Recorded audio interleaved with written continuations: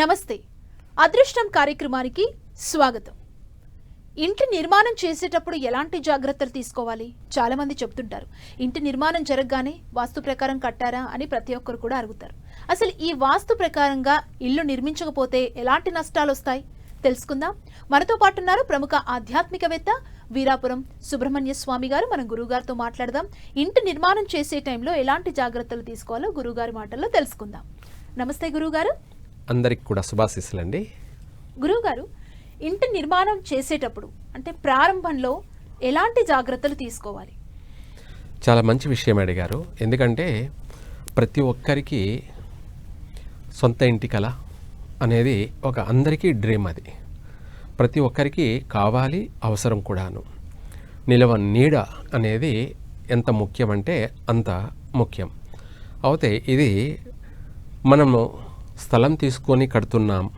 చాలామంది ఇప్పుడు ఏంటంటే రెడీమేడ్ టైప్లో కట్టేసినవి కొంటున్నారు.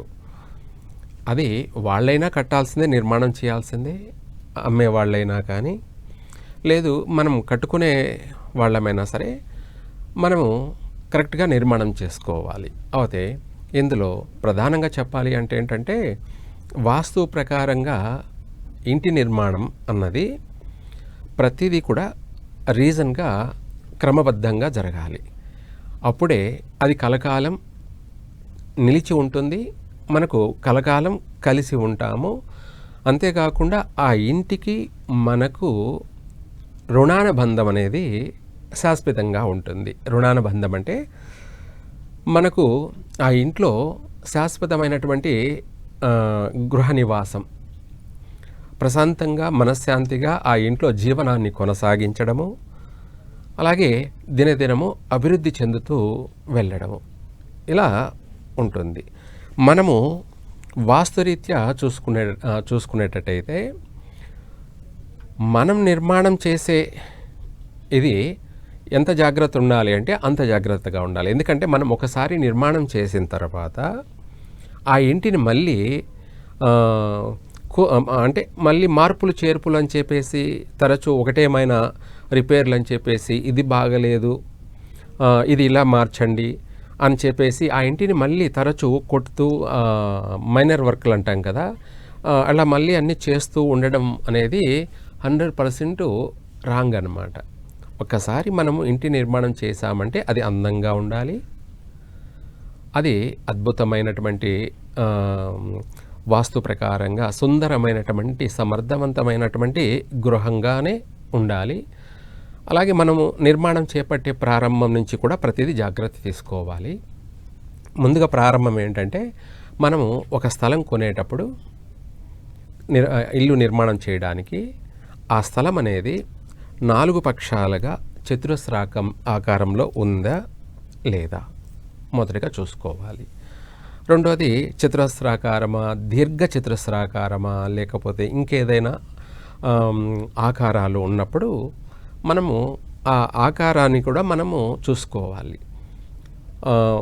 ఏ డైరెక్షన్లో అయితే, ఏ దిశలో అయితే ఏదైనా పెరుగున్నాయా ఆ స్థలము లేదా అనేది కూడా మనం చూసుకోవాలి.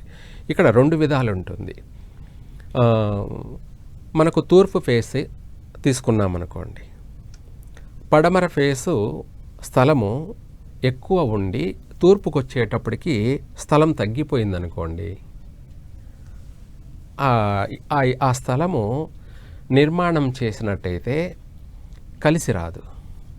తూర్పు దిశ ఏమో తగ్గిపోయింది ప్లేసు, పడమర పోయేటప్పటికి పెరిగిపోయింది, ఎడల్పు పెరిగిందన్నమాట.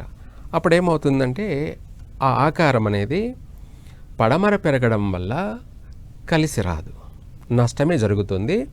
ఆ నష్టం అనేది ఏంటంటే ఆ ఇల్లు కట్టినా కూడా వాళ్ళు ఆ ఇంట్లో నివాసం ఉండలేరు, అంటే శాశ్వతంగా ఉండలేరు. మధ్యలోనే నష్టాలు కానీ కష్టాలు కానీ అధికంగా ఎక్కువైపోయేసి ఏది చేసినా కలిసి రాకపోవడం, దాన్ని మళ్ళీ మనము అమ్ముకోవాల్సిన పరిస్థితి ఏర్పడుతుంది. అదే తూర్పు ఎడల్పు ఉండి తూర్పు భాగమున పడమరకు వచ్చేటప్పటికి తగ్గిందనుకోండి, ఆ ఇల్లు శుభప్రదంగా ఉంటుంది. తూర్పు అనేటప్పటికి 2 కోణాలలో అంటే ఉత్తరం పక్క కానీ దక్షిణం పక్క కానీ సమానంగా పెరిగి ఉన్నట్టయితే బాగుంటుంది. లేదు ఓన్లీ ఉత్తర ఈశాన్యమే పెరిగిందనుకోండి, ఆగ్నేయం కరెక్ట్గా దక్షిణం వైపు కరెక్ట్గా ఉండిందనుకోండి, అది చాలా బాగుంటుంది, కలిసి వస్తుంది. తూర్పు పెరిగి ఉన్నప్పుడు ఎడల్పు ఉత్తర ఈశాన్యం కరెక్ట్గా మూలమట్టానికి ఉండి ఆగ్నేయం పెరిగిపోయిందనుకోండి ఎక్కువగా, అది పనికిరాదు ఆ స్థలం. అందులో మన తూర్పు పెరిగే ఉంది కదా అనుకుంటే పొరపాటు. ఆగ్నేయం మాత్రం పెరిగిపోయింది, దక్షిణ ఆగ్నేయం అంతా పెరిగిపోయింది. అది చాలా తీవ్రమైనటువంటి ఆర్థిక లావాదేవీల్లో నష్టాలు, అలాగే ఆరోగ్యపరమైనటువంటి విషయాలలో పెద్ద పెద్ద ఆపరేషన్లు జరిగేటువంటి సమస్యలు ఆ ఇంట్లో నివాసం ఉండే వాళ్ళకి. తర్వాత ఇవే కాకుండా అందరితో శత్రుత్వాలు, కుటుంబ సభ్యులతో కావచ్చు, లేదంటే చుట్టుపక్కల వాళ్ళతో కావచ్చు, బయట వాళ్ళ వ్యక్తులతో కావచ్చు, మనం అందరితోనూ మాటలు పడడం, లేదంటే అనవసరమైనటువంటి విరోధాలు, ఇలాంటివన్నీ కూడా అధికమైపోయే అవకాశం ఉంటుంది. ఆ ఇంట్లో ఎప్పుడూ నిత్యం గొడవలు జరుగుతూ ఉంటుంటాయన్నమాట. అందుకనేసి అది పనికిరాదు. ఇలా మనం చూసుకుంటే అదే ఉత్తరం దక్షిణం అనుకోండి, ఉత్తరం పెరిగి ఉంటే బాగానే ఉంటుంది, ఉత్తర ఈశాన్యం పెరిగినా బాగుంటుంది, ఉత్తర వాయవ్యం పెరగకూడదు. మళ్ళీ దక్షిణం తక్కువ ఉన్నా పర్వాలేదు, దక్షిణం పెరిగుండి ఉత్తరం పోయేటప్పటికి తక్కువ స్థలమైందనుకోండి, అది కూడా పనికిరాదు, కలిసి రాదు. ఇవన్నీ చాలా ఉంటుంటాయి, చూసుకోవాలి. కట్టాలి అంటే ముందుగా ఇంత చూసుకోవాల్సి ఉంటుంది. ఇంకొకటి ఏంటంటే గురుగారు, చాలా మంది అంటుంటారు ఆ ఇంట్లోకి వెళ్ళిన తర్వాత ఆరోగ్య సమస్యలు వచ్చాయి, ఆ ఇంట్లోకి వెళ్ళాక అసలు ప్రతి ఒక్కరు ఆరోగ్యం ఇదైంది, ముందుగా ఆ ఇంటి యజమాని చాలా ఆరోగ్యం క్షీణించింది అంటుంటారు. అసలు ఎంతవరకు కరెక్ట్ గురుగారు? ఇప్పుడు మనం చెప్పుకున్నట్టుగా ఆ స్థానంలో లోపం ఉండొచ్చు, లేదా మనం కట్టిన నిర్మాణం చేసిన రెండో ఆప్షన్లో మనం నిర్మాణం చేపట్టిన ఆ యొక్క మెజర్మెంట్లో లోపం ఉండొచ్చు. ఏదో ఒకటి లోపం లేనిదే మనకు ఆ ఇంట్లో నష్టం అనేది జరుగుతూనే ఉంటుంది.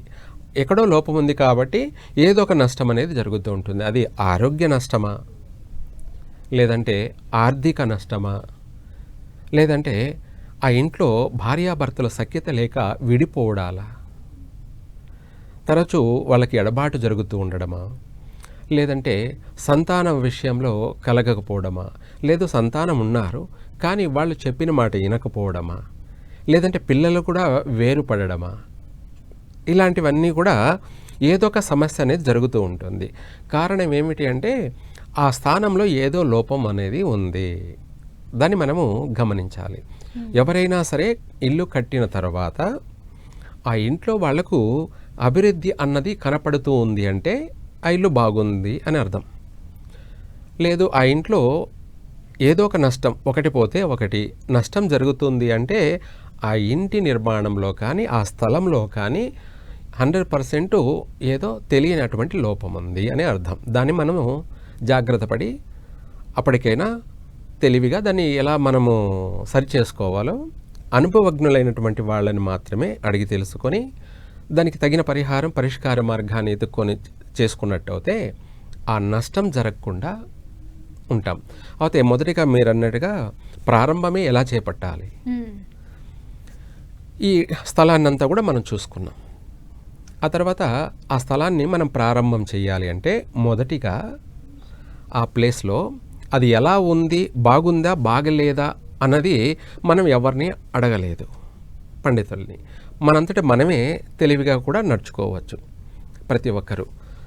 ఏమిటి అంటే ఆ ప్లేస్లో మనము దున్నినట్టుగా ఆ మట్టినంతా కూడా కలదిప్పి దాంట్లో 5 పావులు అంటే 1 కిలో పావు నవధాన్యాలని మొత్తం మన ప్లేస్ అంతా కూడా చల్లేసి అందులో నీళ్లు చల్లుతూ, మన ప్లేస్ అంతా కూడా నీళ్లను చల్లుతూ అలా చేస్తూ ఉంటే ఆ నవధాన్యాలన్నీ కూడా మొలక వచ్చి పంటలాగా మొత్తం అంతా పెరుగుతుంది ఏపుగా. అలా పూర్తిగా ఆ ప్లేస్లో ఈ నవధాన్యాలు అనేది పంట వచ్చిందంటే ఆ ప్లేస్ అంతా కూడా శుభప్రదంగా ఉంది అని అర్థం. రెండోది, ఏదన్నా నెగిటివ్ ఉన్నా కూడా, చెడు ఉన్నా కూడా ఈ పంట పెరగడం వల్ల ఆ ప్లేస్ అంతా కూడా పవిత్రమవుతుంది, శుభ్రమవుతుంది. ఆ ప్లేస్కి అంతా కూడా ఎనర్జీ వస్తుంది ఓకే. మొదటిగా. అప్పుడు ఆ పెరగగానే మనము ఒక ఆవు దూడ రెండింటిని తీసుకొని వచ్చి ఆ స్థలంలో వదిలిపెట్టేస్తే వచ్చిన ఆ పంటనంతా కూడా అవి బాగా తినేసి మేతమేసి అక్కడే మూత్ర విసర్జన కానీ ఆవు పంచితం అంటారు, ఆ మూత్ర విసర్జన కానీ అలాగే మలము అంటే పేడని అక్కడ పెట్టడం వల్ల ఆ ప్లేస్లో అంతా కూడా తిని పేడ వేయడం వల్ల ఆ స్థానానికంతా కూడా ఒక మాటలో చెప్పాలంటే ఎనర్జీ, స్థానబలం అనేది ఏర్పడుతుంది. అప్పుడు మనము ప్రశాంతంగా ఇంటిని నిర్మాణం చేసుకోవచ్చు. ఆ స్థానం అంతా కూడా మనకు పవిత్రమైంది, ఎనర్జీతో ఉంది, అలాగే స్థాన బలం కూడా ఏర్పడింది. 10,000 దోషాలైనా కూడా ఆ స్థానంలో ఉన్నటువంటి ఎటువంటి దుమ్ము, ధూళి, గాలి, చేష్టలు ఏవైనా సరే కూడా పూర్తిగా ప్రక్షాళన జరిగిపోతాయి. ఇది కూడా మనం ఎందుకు చెయ్యాలి అనంటే, చాలామంది అప్పుడంతా కూడా పూర్వీకులు ఏంటంటే పొలాలుగా ఉండడం కానీ, వాళ్ళు ఎవరైనా వాళ్ళ పెద్దవాళ్ళు చనిపోయినప్పుడు వాళ్ళని ఆ ప్లేస్లో, ఆ స్థానాలలో వాళ్ళను పూడ్చిపెట్టడం కానీ, అది ఏదేమైనా బొందలగడ్డి అవుతుందన్నమాట. అది అలా ఉండిపోవడం వల్ల వాళ్ళ బాడీ, స్కిన్ అంతా కూడా ఆ ప్లేస్లో నీరు కారిపోవడం వల్ల, కలిసిపోవడం వల్ల ఆ స్థానం అంతా కూడా నెగిటివ్ అంటారు, చెడు భూమి అని కూడా అంటారు. ఏమంటారు? చెడు భూమి అని కూడా అంటారు. అందుకనేసి అటువంటిది కూడా ప్రక్షాళన కావడం కోసం ఈ నవధాన్యాలని మొదటిగా మనం చేసినట్టు అయితే అది పూర్తిగా పవిత్రమైపోతుంది. ఫస్ట్ ఇలా పవిత్రం అయిపోయిన తర్వాత ఇంటి కన్స్ట్రక్షన్ చేసేసుకోవచ్చు అంటారా? చేసుకోవచ్చు. రెండో విధానం, మనం ఇందాక మొదటిది డైరెక్షన్ చూసుకోవాలి స్థలము, రెండవది పవిత్రం చేసుకోవాలి, మూడో విషయానికి వచ్చేటప్పటికి మనము భూమి పూజను చేయాలి. మొదటిగా భూమి పూజ అనేది కూడా ఏమిటంటే, మన ప్లేస్లో అందరూ ఏమిటరా అంటే శంకుస్థాపన అనేది ఈశాన్యంలోనే చేస్తారు. ఎందుకు చేస్తారు అంటే వాళ్లకు తెలిసింది అది మాత్రమే. చాలా వరకు కూడా పండితులు ఈశాన్యంలోనే చేస్తుంటారు. ఎందుకంటే అక్కడ సర్వదేవతలు ఉంటారనేది వాళ్ళ యొక్క నమ్మకం. అంతవరకే. అది మూఢనమ్మకం మాత్రమే, నమ్మకం కాదది. అవును, మూఢనమ్మకం. ఈశాన సర్వ విద్యానామీశ్వర సర్వభూతానాం బ్రహ్మాధిపతి బ్రహ్మణోధిపతి అస్తు సదాశివోమే అని అందరూ కూడా, సర్వదేవతలు, సకల దేవతలందరూ కూడా ఉన్నటువంటి స్థానం అది అని ఈశాన్యము అక్కడే చేయాలి అని అందరూ కూడా అనుకుంటుంటారు, అదే చేస్తుంటారు. వాస్తురీత్యా వచ్చేటప్పటికి ఈశాన్యంలో చేయకూడదు. అలా అనేసి ఏమైనా దోషం అంటే దోషమే, 100% దోషమే. ఇది చాలా మంది అదే చేస్తుంటారు కదా గురుగారు, ఈశాన్యంలోనే. అవును, అది అందరికీ తెలిసినటువంటి మూఢనమ్మకం అని చెప్పానుగా. నమ్మకం వేరు, మూఢనమ్మకం వేరు. అంటే ఏ దాంట్లోనైనా కూడా రీజన్, రైట్ మార్గంలోనే ఉండాలి. మనకు అందరూ 10 మంది చేసిందే కరెక్ట్ అని అనుకోకూడదు ప్రతి విషయంలో కూడా. ఈశాన్యంలోనూ ఎందుకు చేయకూడదు అనంటే, మనకు వాస్తు పురుషుడు అనే ఆయన నిద్రించే సమయాన్ని బట్టి అందరికీ కూడా తెలియదు కదా, ఆయన ఇప్పుడు తలాపి ఎలా పెట్టున్నాడు, పడమర తలాపి పెట్టున్నాడా, ఉత్తర తలాపి పెట్టున్నాడా, లేకపోతే ఈశాన్యమా అనేది వాళ్ళకందరికీ తెలియదు. అలాంటప్పుడు ఏమిటంటే ఈశాన్యం చేయడం వల్ల ఆయన దృష్టి అనేది ఆ శంకుస్థాపన చేసినటువంటి దానిపైన పడకూడదు. దాన్ని దృష్టి దోషం అంటారు. ఒక మనిషి, ఒక అమ్మాయి అందంగా ఉంటే అందరి దృష్టి పడుతుంది, కానీ అందరి దృష్టి ఎఫెక్ట్ అంటే కాదు. మళ్ళీ అందులో ఎవరైతే నెగిటివ్ పర్సన్ ఉన్నాడో అతని దృష్టి మాత్రమే ఆ అమ్మాయికి నష్టం జరుగుతుంది, కళాహీనమైపోతుంది, తను అన్ని విధాలా కూడా వాడిపోతుంది, నీరసించిపోవడము, కళాహీనమైపోవడము జరుగుతుంది. ఆ విధంగానే ఆ వాస్తు పురుషుని యొక్క దృష్టి అనేది ఆ ఈశాన్యంలో చేసినటువంటి శంకుస్థాపన, భూమి పూజ చేసేది దానిపైన దృష్టి పడినప్పుడు అది పూర్తిగా వాస్తు దోషమే అవుతుంది. అందుకనేసి ఎక్కడ చేయాలి? అందరూ కూడా అందరికీ, ప్రతి ఒక్కరికి ఈశాన్యం అనేదే తెలుసు కదా అని అనుకుంటారు. వాస్తుశాస్త్ర ప్రకారంగా 100% ఈశాన్యంలో వాస్తు శంకుస్థాపన, భూమి పూజ చేయడం అనేది ప్రధానమైన దోషమే అవుతుంది. మిగతా ఎక్కడ చేయాలి అంటే మనం తీసుకున్నటువంటి ప్లేస్లో తూర్పు నుంచి పడమర వరకు ఎన్ని ఫీట్లు అయితే ఉందో, ఒక 40 ఫీట్లు పొడవు ఉందనుకోండి, దాంట్లో మధ్య భాగం అంటే 20 ఫీట్లు మాత్రం వచ్చి మధ్య భాగం అవుతుంది. అలాగే ఎడల్పు కూడా 30 ఫీట్లు ఉందనుకోండి, దాంట్లో మధ్య భాగం తీసుకుంటే 15 ఫీట్లు అవుతుంది. ఆ మధ్య నాభి అంటారమ్మా, అదన్ని నాభి అంటే బొడ్డు, కలశ స్థాపన అంటారు. ఏమంటారు?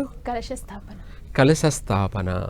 దాన్ని శంకుస్థాపన నాభిలో మాత్రమే చేయాలి. అందులో మనం శంకు అంటే ఏమిటి అంటే సండ్రకర్ర కానీ, పాలకర్ర కానీ, చందనపు కర్ర కానీ, ఇలాంటివి మనము శంకులాగా ధ్వజస్తంభం అంటాం కదా గుళ్ళో, ఆ మాదిరిగా శంకు కర్రతో తయారు చేసి ఆ యొక్క కర్రని మనము నాభి స్థానంలో పెట్టి, ఆ పెట్టేటప్పుడు అందులో మనం ఒక యంత్రం, వాస్తు యంత్రం అనేది పెట్టి, దానిపైన ఈ కర్ర పెట్టేటప్పుడు పంచలోహాలను పెట్టి, అలాగే పాదరసం కూడా పెట్టి, పంచలోహాలు వీటితో పాటు కూడా నవరత్నాలు కూడా మనం పెట్టచ్చు. ఆ నవరత్నాలు ఏమిటంటే నవగ్రహాలే. ఆ నవగ్రహాలకు ప్రతిరూపాలైనటువంటి ప్రత్యక్షమైనటువంటి విలువైనటువంటివి నవరత్నాలు 9. ఈ నవరత్నాలు కూడా మనము 9 రకాలలో నవగ్రహాలు ఎలా డైరెక్షన్లో మనం ప్రతిష్ఠ చేస్తామో అదే విధంగా పెట్టాలి. వీటిని కూడా తూర్పు వచ్చేటప్పటికి వజ్రం పెట్టాలి, తర్వాత ఆగ్నేయం వచ్చేటప్పటికి ముత్యం పెట్టాలి, దక్షిణం వచ్చేటప్పటికి పగడం పెట్టాలి, నైరుతి వచ్చేటప్పటికి గోమేదకాన్ని పెట్టాలి, పడమరకు వచ్చేటప్పటికి నీలం పెట్టాలి, అది కూడా ఇంద్రనీలం పెట్టాలి, వాయువ్యంకి వెళ్ళేటప్పటికి వైడూర్యాన్ని పెట్టాలి, ఉత్తరం వచ్చేటప్పటికి కనకపుష్యరాగం పెట్టాలి, ఈశాన్యం వచ్చేటప్పటికి గరుడు పచ్చ, గ్రీన్ స్టోన్, ఆకుపచ్చ రాయిని పెట్టాలి, మధ్యలో వచ్చేటప్పటికి కెంపుని పెట్టాలి. కెంపుని పెట్టి, అంటే ఇదంతా పర్ఫెక్ట్గా ప్రతిదీ చేయాలి. దానిపైన శంకును పెట్టేసి, ఆ శంకు చుట్టూ మనము 5 రాళ్ళు కానీ, లేదంటే ఇటుకలు కానీ, లేదా అవి కాకపోతే మనకు 9 ఇటుకలు కానీ, లేదా 9 రాళ్ళు కానీ ఆ యొక్క శంకు చుట్టూ సపోర్ట్గా ఇవన్నీ కూడా పెట్టేసి ప్రాణప్రతిష్ఠ. దానికి ముందుగా చెప్పాలి అంటే యంత్రాన్ని స్థాపన చేసేటప్పుడు ప్రధానం ఓం యంత్రరాజాయ విద్మహే మహాయంత్రాయ ధీమహి తన్నో యంత్ర ప్రచోదయాత్. ఆ గాయత్రి యొక్క యంత్రంతో మనము వాస్తు యంత్రాన్ని స్థాపన చేస్తూ గాయత్రి మంత్రంతో పఠించాలి యంత్రానికి. అలా పఠించి ఆ యంత్ర స్థాపన చేసుకొని అప్పుడు అయిన తర్వాత అందులో మనము నవధాన్యాలు, పాలు కలిపి మనము మన చేతి నుంచి వదిలేటప్పుడు వాస్తవంగా చెప్పాలంటే అందరూ ఈ రూపాయి కాయిన్స్ అవి వదులుతారు. అలా కాకుండా రాగి నాణ్యాలు కానీ, వెండి నాణ్యాలు కానీ, ఇలాంటివి ఏదైనా సరే మన చేతుల్లో నుంచి, ఆడపిల్లలు ముఖ్యంగా ఆడపిల్లల చేతి నుంచి కానీ, చిన్నపిల్లల చేతి నుంచి కానీ, లేదంటే ఒక 5 మంది ముత్తైదువుల చేతి నుంచి కానీ పాలు, నవధాన్యాలు వదిలేటప్పుడు ఈ రాగి నాణ్యం కానీ, కాయిన్స్ కానీ, లేదంటే రాగి కాయిన్స్ లేని పక్షాన రాగి ఏదైనా ముక్కలు తీసుకొని వాళ్ళ చేతి నుంచి అందులో వదిలేయాలి. వదిలినప్పుడు ఆ 5 మంది పిల్లలైనా పర్వాలేదు, చిన్నపిల్లలు, లేదా 5 మంది ముత్తైదువులైనటువంటి వాళ్ళైనా పర్వాలేదు. అలా చేస్తే ఆ శంకుస్థాపనకి పరిపూర్ణమైనటువంటి శక్తి ఏర్పడుతుంది. ఓకే. నాభి స్థానంలో మాత్రమే ఇది అది. చేయాలి. అప్పుడు వాస్తు పురుషుడే కాదు, ఎటువంటి దృష్టి దోషాలు కూడా పని చేయవు, వాటి ప్రభావం నష్టం జరగదు. ఓకే. అది నాభి అన్నమాట. నాభి అంటే ఆయన దృష్టి పడదన్నమాట బొడ్డు నాభి స్థానంలో. ఇది వాస్తు శాస్త్రరీత్యా మనం చేయవలసిన విధి విధానం. అందరూ ఏం చేస్తుంటారంటే ఈశాన్యం అని చెప్పేసి ఈశాన్యంలో చేసుకుంటూ ఉంటారు. దానిపైన ఆయన దృష్టి పడిందనుకోండి, ఆ ఇంటి నిర్మాణం ఆగిపోయే అవకాశమే ఉంది. ఇంటి నిర్మాణమే ఆగిపోయే అవకాశమే ఉంది. ప్రారంభంలో కావచ్చు, లేదా మధ్యలోనే నిలిచిపోవడం కావచ్చు, ఇలా లేదా బాగా ఆటంకాలు ఒడిదుడుకులు జరుగుతూ ఇంటి నిర్మాణం కాస్త సంవత్సరం లోపలే మనము ఆ ఇంటిని పూర్తి చేసుకొని గృహప్రవేశం చేయాల్సినటువంటి వాళ్ళము, అది కాస్త 2-3 ఏళ్ళు 5 ఏళ్ళైనా కూడా అలాగే సాగుతూనే ఉంటుంది నత్తనడకన. ఇది ప్రధానంగా వాస్తు మనం చేయవలసినటువంటి పరిహారం. తర్వాత ఇది చేసిన తర్వాత వెంటనే బావి అంటాము. ఆ బావిని కాస్త ఇప్పుడు మనం ఏంటంటే బోరుగా మార్చుకున్నాం. అవును. టెక్నాలజీ బోరుగా మార్చుకున్నాం. బోరైనా బావే, బావైనా బోరే. బావి ఏంటంటే పెద్దగా మనం నిర్మాణం చేసేవాళ్ళం, తోబేవాళ్ళము. ఇప్పుడు అది కాస్త ఏమైందంటే ఒక 6 అంగుళాల్లో 9 అంగుళాల్లోనో 12 అంగుళాల్లోనో ఆ బోరుని మనము వేసుకుంటున్నాం. అది రెండోది. ఈ శంకుస్థాపన అయిన తర్వాత ఈశాన్యంలోనే ఈ యొక్క బోరు వేయాలి. ఆ బోరు వేసే ముందు కూడా మనము గంగకు సంబంధించి పూజ చేసుకొని, ఎందుకంటే ప్రారంభంలో గంగాదేవినే మనం పూజించాలి. ఆ గంగాదేవిని మనము పూజ చేసుకొని ఆ యొక్క బోరు వేసినట్టు అయితే తప్పకుండా నీళ్లు 100% పడతాయి. అది కూడా చాలామంది పడలేదు అని అంటూ ఉంటారు. ఇది చుట్టుపక్కల మనకు పచ్చగా ఎక్కడైనా సరే చెట్లు ఉన్నాయా, మన ఇంటి చుట్టూ ఎక్కడైనా సరే పచ్చగా అంటే వేప చెట్లు కావచ్చు, లేదంటే రాగి చెట్లు కావచ్చు, లేదా ఇతరత్ర ఏ చెట్లైనా కూడా పచ్చగా పెరిగి బాగా ఉన్నాయి అంటే అక్కడ నీళ్ళు అయితే 100% ఉన్నాయి అని అర్థం. ఓకే. అది మనము మొదటిగా 100% మనకు వాటర్ ఉన్నాయి అనేది మెసేజ్. ఎందుకంటే అక్కడ వాటర్ ఉంటేనే ఆ చెట్టు బ్రతుకుతుంది. నీళ్లు లేకపోతే అక్కడ చుట్టుపక్కల చెట్లు బ్రతకలేవు. అది ముందుగా మనం గమనించుకోవాలి. నీళ్లు పడలేదు అనంటే పొరపాటు. అంటే మనం వేయడం పాయింట్ అంటారు దాన్ని. ఏమిటి పాయింట్? ఆ పాయింట్ అనేది ఏంటంటే నీళ్లు వెళ్ళే కేటు, జాడ, అలజడి మనము చెవు పెట్టి రాత్రి వేళ బోర్ పాయింట్ కూడా కనుక్కోవచ్చు. మనము చెవును భూమికి ఆనిచ్చి పనుకున్నట్టయితే మనకు ఆ నీటి అలజడులు రాత్రి వేళ నిశ్శబ్దంగా ఉన్నప్పుడు నీళ్లు పారుతున్న గలగలలు చప్పుళ్ళు మనకి వినపడతాయి. వినపడినప్పుడు అక్కడ బోరు వేస్తే 100% నీళ్లు పడతాయి. ఎండాకాలంలో కూడా సమ్మర్లో కూడా నీళ్లు పుష్టిగా నీళ్లు పడతాయి.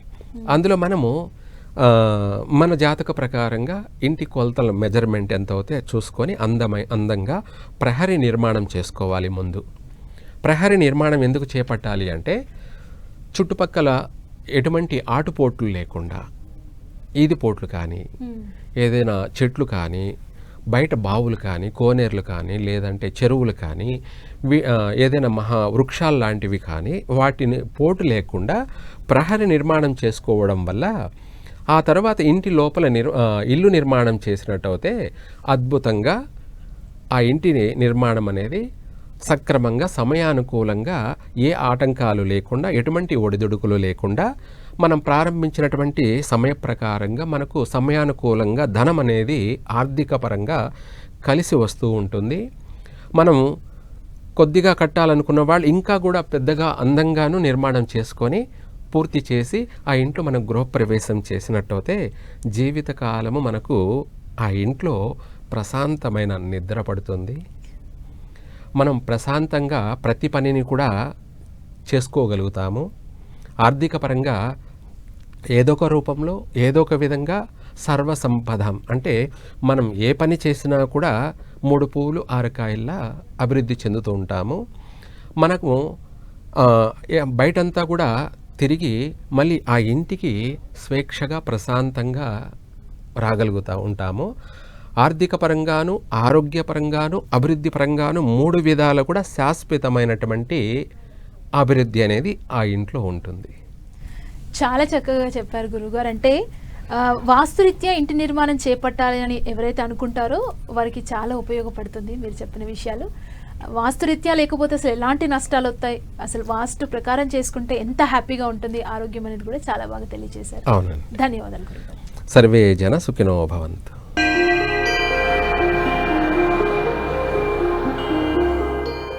చూశారు కదా, ఇది వాటి అదృష్టం కార్యక్రమం. మరో కార్యక్రమంతో మళ్ళీ కలుద్దాం. చూస్తూనే ఉండండి 10 TV.